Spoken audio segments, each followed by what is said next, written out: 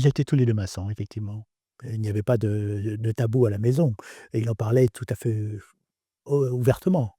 En tant qu'étudiant, je me considérais comme étant, heu, n'étant pas apte à rentrer en maçonnerie puisque n'étant pas indépendant du point de vue économique. Je suis rentré un peu plus tard, je suis rentré à l'âge de 29 ans. J'étais à la Grande Loge de France à l'époque, là où était d'ailleurs mon père.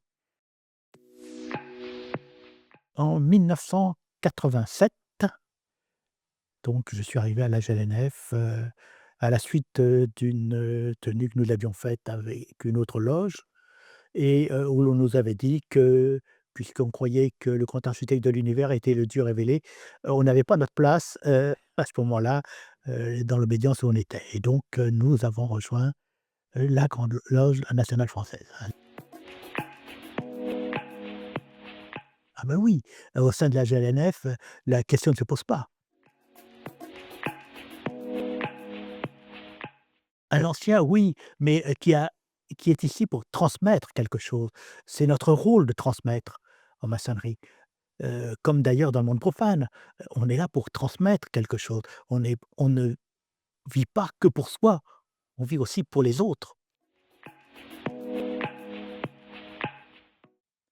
On l'est un peu, peut-être pas beaucoup, mais c'est une goutte d'eau et quelquefois ça suffit à ce que des d'autres personnes comprennent que, heu, comp qu'il y a d'autres solutions dans la vie.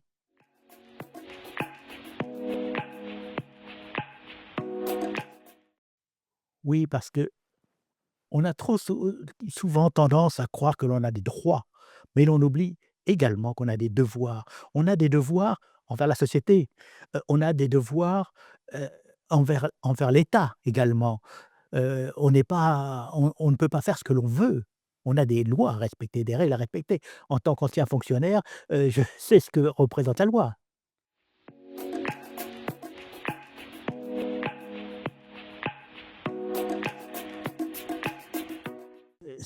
C'est un engagement, c'est vrai, mais on y retrouve tellement de chaleur, dans ces tenues que c'est pas les quelques kilomètres que l'on va faire qui, vont nous empêcher de le faire.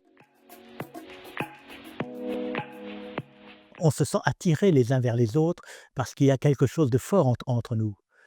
C'est absolument pas que c'est quelque chose de il y a une fraternité. C'est ça qui nous unit, qui est la force de la maçonnerie. C'est pas du tout il faut pas voir la maçonnerie comme étant un club où l'on va obtenir des avantages, c'est pas ça du tout la maçonnerie. Si on le croit, alors on se pourvoit. Heu, c'est quelque chose on va retrouver une chaleur, ce que l'on pourrait dire, ça fait peut-être fait penser à ces vies où les, frères se retrouvent entre eux, pour, œuvrer ensemble. C'est plutôt dans ce sens-là que je vois la maçonnerie. Lorsqu'on rentre en loge, lors d'une tenue, on n'est plus dans le monde profane. On n'est plus dans cette dimension. J'ai eu d'autres activités, quand j'étais il y a quelques années.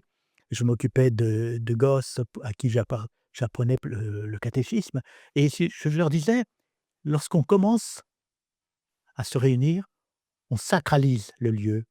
On commence par une prière, on sacralise le lieu. On finit par une prière. On n'est plus à ce moment-là dans le lieu sacré» et c'est un peu la même chose avec nos rites.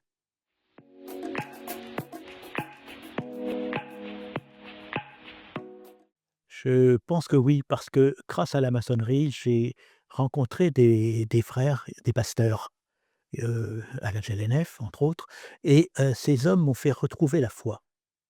Je suis de formation scientifique et dans le domaine scientifique, on doute énormément et ils m'ont permis, en parlant avec eux, de retrouver la foi.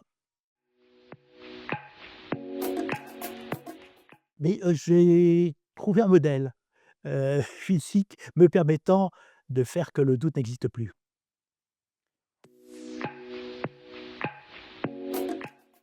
Elle m'a apporté quelque chose en plus, c'est exact.